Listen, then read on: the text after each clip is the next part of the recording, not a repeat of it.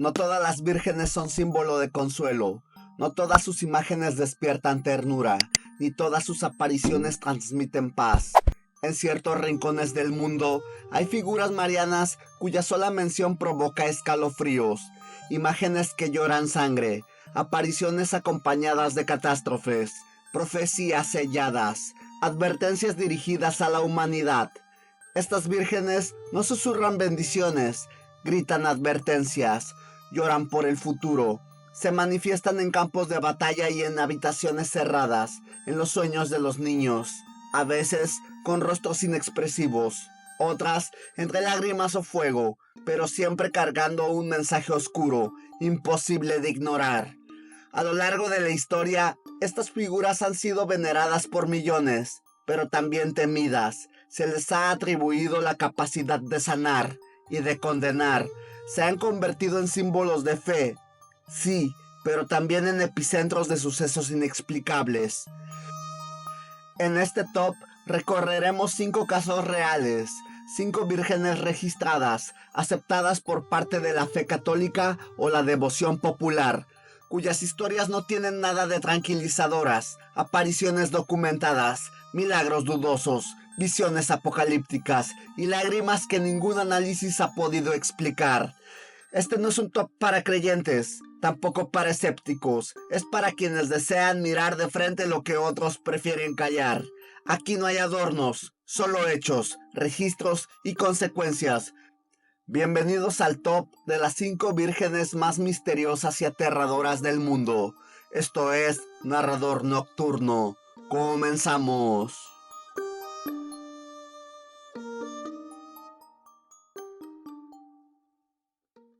Número 5. El 29 de agosto de 1953, en un barrio modesto de Siracusa, Italia, ocurrió algo que desafió toda explicación científica de la época. Un matrimonio recién casado, Angelo Lanuso y Antonina Giusto, recibió como regalo una pequeña imagen de yeso de la Virgen María. Colocada en su dormitorio, era una escultura común, de unos 35 centímetros, con una expresión apacible. Todo comenzó sin previo aviso. Antonina, embarazada y enferma de toxemia, despertó aquella mañana gritando. Dijo que no podía ver, que algo la quemaba por dentro. Angelo, al acudir a su lado, no vio señales de agresión ni fiebre. Pero entonces, al mirar hacia la Virgen, lo imposible se volvió real. La estatua lloraba, lágrimas, gotas espesas, idénticas a las humanas, brotaban de los ojos inmóviles de yeso. Durante 4 días consecutivos, vecinos, médicos, policías, sacerdotes y periodistas presenciaron el fenómeno. Más de 300 personas firmaron testimonios presenciales. Varias cámaras capturaron el llanto en tiempo real. Se recogieron muestras de líquido y un laboratorio médico las analizó. Resultado idéntico a lágrimas humanas. Agua, cloruro de sodio, proteínas, enzimas, todo encajaba. La imagen no tenía mecanismo interno, estaba completamente sólida. No había tubos, cavidades ni humedad acumulada. El Vaticano envió representantes. No emitieron juicios, pero autorizaron el culto tras los estudios. Lo que siguió fue un despliegue emocional masivo. Gente de toda Italia acudió para ver a la Virgen que llora. Algunos caían de rodillas, otros salían corriendo. Hubo quienes afirmaban haber oído palabras, susurros, incluso advertencias. Personas con enfermedades terminales desean curarse solo al tocarla. Pero también surgieron eventos menos conocidos. Algunos testigos afirmaron que la estatua dejó de llorar frente a ciertos visitantes, especialmente políticos. Hubo reportes de personas que, tras burlarse del fenómeno, sufrieron accidentes o enfermedades súbitas. Ninguno fue oficialmente vinculado, pero la narrativa se fortaleció. Lo más escalofriante no fue que la imagen llorara, fue el contexto. En los días previos al fenómeno, Antonina había sufrido un colapso emocional. Dijo haber soñado con una mujer que le advertía sobre su muerte y la de su hijo por nacer. Esa mujer, según su descripción, era idéntica a la Virgen del Yeso. Tras el llanto, su toxemia desapareció, pero nunca volvió a dormir sin tener pesadillas. Hasta hoy, la estatua está en exhibición en el santuario de la Madonna de la Creme, un templo colosal construido para albergarla, pero no volvió a llorar. Lo que derramó no fueron lágrimas de compasión, fueron gotas de advertencia. Y aunque la imagen se mantiene seca desde 1953, algunos aseguran que, cuando cae el silencio dentro del santuario, aún puede sentirse la humedad.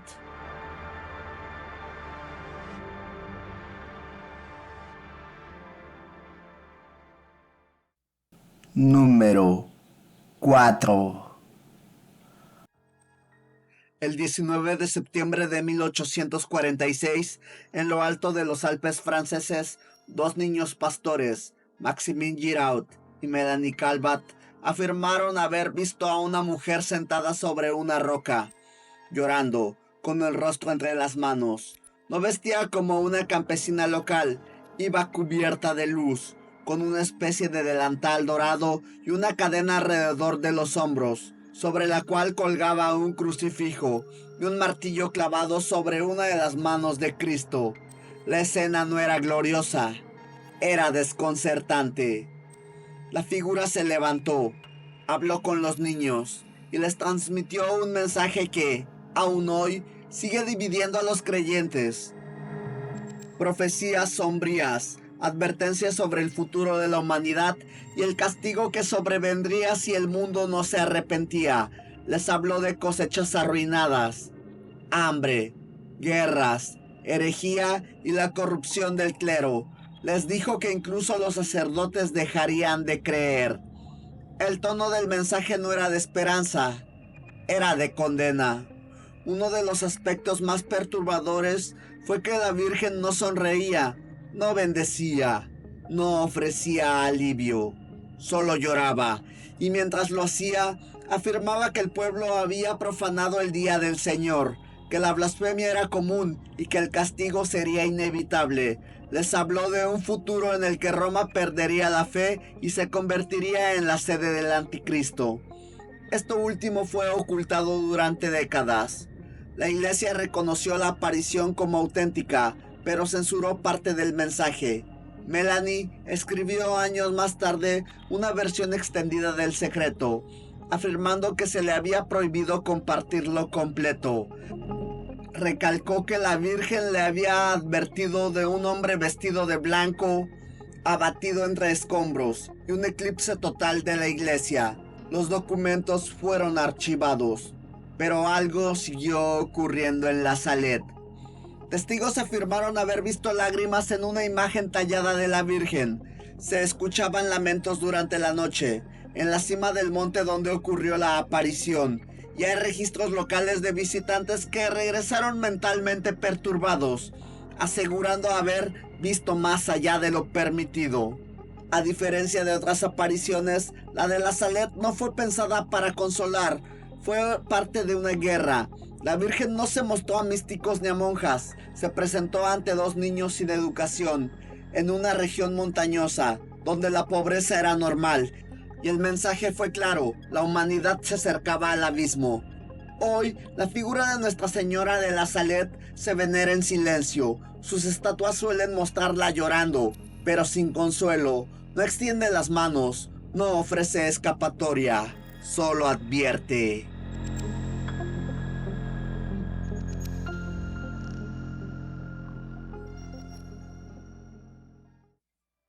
Número 3. Era 1917. Europa se desangraba en la Primera Guerra Mundial. Portugal, hundido en pobreza y tensión política, estaba en ruinas espirituales. En ese contexto, tres niños pastores afirmaron haber presenciado algo que cambiaría para siempre la historia religiosa del siglo XX. Lucía dos Santos, de 10 años, y sus primos Francisco y Jacinta Marto afirmaron que una mujer más brillante que el sol se les apareció en un campo árido llamado Cova Daira. No era una aparición silenciosa, esta figura hablaba y les dio 3 secretos. Lo que vino después no fue una anécdota rural, fue una movilización nacional. Las apariciones se repitieron cada mes durante 6 meses consecutivos. El 13 de octubre, más de 70,000 personas acudieron al lugar. Lo que vieron ese día quedó registrado por los testigos, prensa e incluso científicos. El milagro del sol, así lo llamaron. El cielo, que había estado cubierto, se abrió. El sol giró sobre sí mismo, cambió de colores y descendió en zigzag sobre la multitud. Hubo pánico. Algunos creyeron que era el fin del mundo, otros que se trataba de una señal divina. El fenómeno fue inexplicable y no fue alucinación colectiva. Hubo registros fotográficos, artículos en periódicos y testimonios cruzados, pero lo más perturbador fueron los secretos revelados a los niños. El primero hablaba de una visión del infierno. Lucía lo describió como un mar de fuego donde demonios y almas humanas flotaban en desesperación, gritando sin cesar. Francisco y Jacinta quedaron tan traumatizados que apenas hablaban. El segundo secreto anunciaba la Segunda Guerra Mundial. El tercero fue sellado, guardado en el Vaticano durante décadas. Cuando finalmente se reveló en el año 2000, afirmaba mostrar el incidente de un obispo vestido de blanco, interpretado como el Papa. Pero muchos creen que eso no era el verdadero contenido.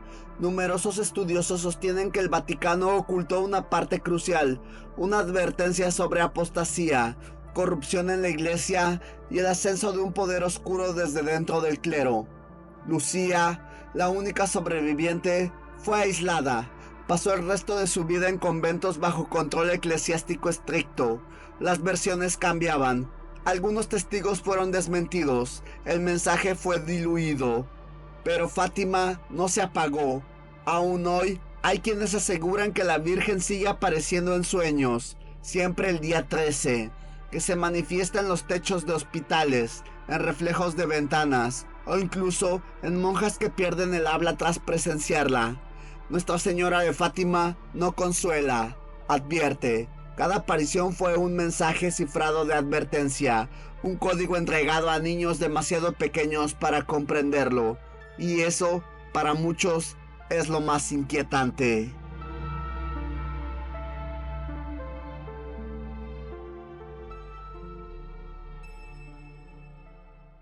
Hola.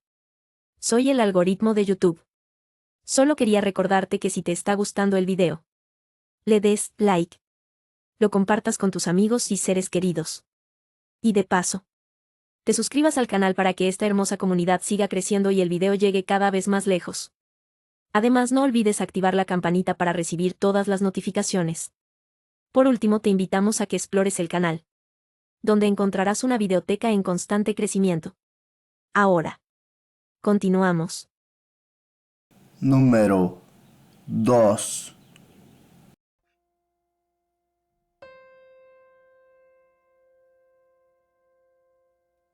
El mar no es indulgente, especialmente el mar del Caribe, y menos aún en tiempos coloniales, cuando las supersticiones pasaban tanto como las velas de los navíos. Fue en uno de estos días turbulentos, alrededor del año 1606, cuando 3 hombres, 2 indígenas y un niño esclavizado llamado Juan Moreno, se vieron atrapados en una tormenta mientras recogían sal en la bahía de Nipe, al norte de la actual Cuba. Las aguas estaban fuera de control. Las olas parecían tener voluntad propia. Los 3 hombres rezaban, aferrados a su embarcación improvisada, cuando algo apareció flotando entre la espuma. No era un cadáver, ni un animal. Era una imagen. Una estatua de madera, seca, inexplicablemente seca. A pesar de que el mar la había transportado, medía unos 40 centímetros y estaba montada sobre una tabla. En ella había una inscripción: Yo soy la Virgen de la Caridad. No había algas, ni lodo, ni restos de pintura corrida, solo esa figura inerte, con rostro sereno y un detalle que aún hoy se debate: una sonrisa. Los hombres la llevaron al pueblo de Barajagua, donde comenzaron a venerarla, pero lo que siguió no fue un simple acto de fe. La imagen desaparecía por las noches, era trasladada al altar y amanecía en la entrada del pueblo cubierta de rocío.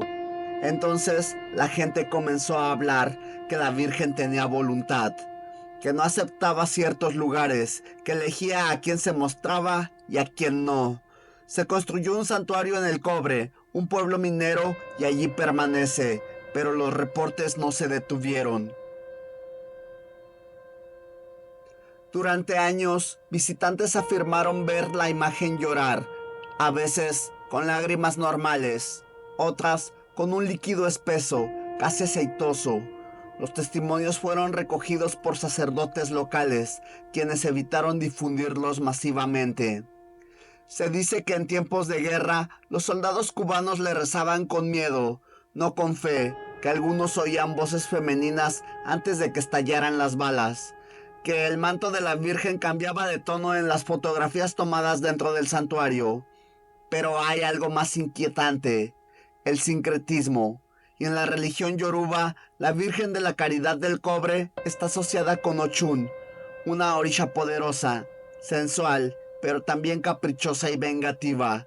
Las ofrendas en su honor incluyen flores, pero también sangre, a veces de animales, a veces de humanos. Se dice que en tiempos antiguos. Así la figura mariana en Cuba ha sido canal de fe y de algo más profundo, más primitivo, las dos caras de una misma entidad, una para la iglesia, otra para los iniciados. Quien entra al santuario y ve a su Virgen puede sentir consuelo o frío, depende de lo que cargue y de lo que la imagen decida mostrarle, porque esta Virgen, dicen algunos, no escucha, elige.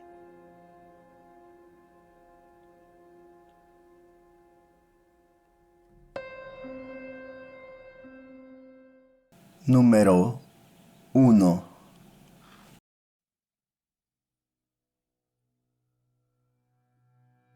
No hay templos suficientes que contengan el eco de lo que ocurrió en el desierto egipcio durante las persecuciones romanas.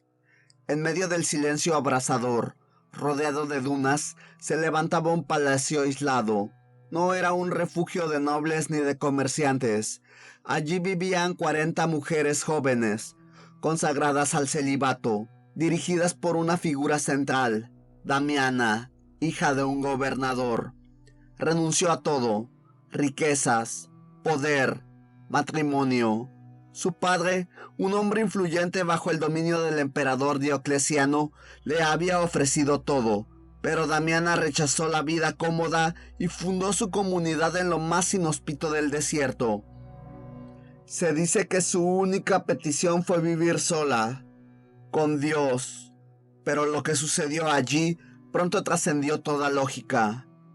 Cuando Diocleciano desató su campaña de represión contra los cristianos, el padre de Damiana se vio obligado a rendir culto a los dioses paganos. Fue entonces cuando ella rompió el vínculo familiar, lo acusó de traidor, y cuando él buscó reconciliarse, fue ella quien lo empujó a confesar públicamente su fe en Cristo, sabiendo que eso significaría su muerte.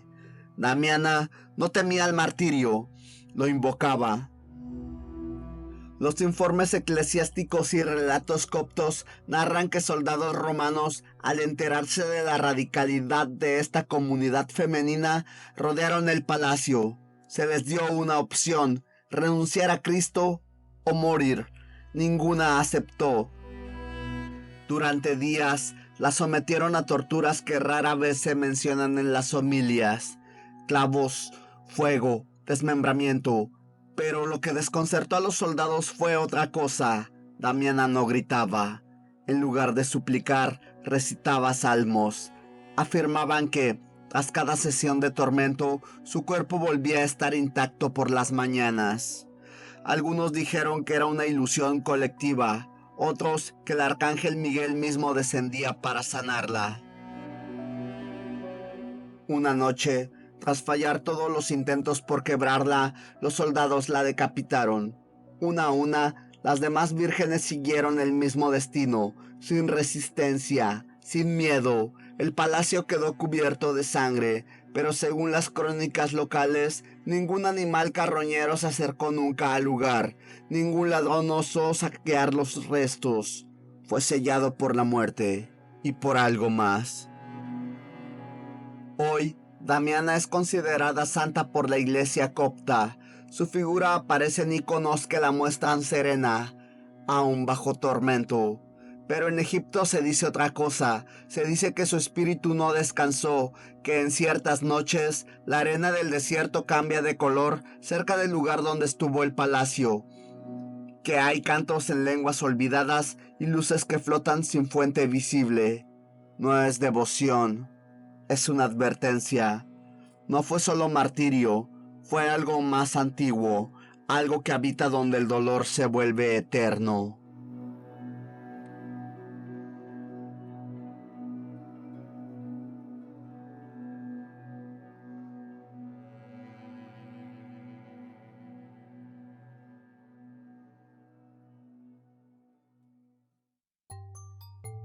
No todas las manifestaciones religiosas inspiran fe, algunas cultivan temor, otras incertidumbre, y algunas más, como las que acabamos de recorrer, operan en una línea intermedia entre lo divino y lo inexplicable.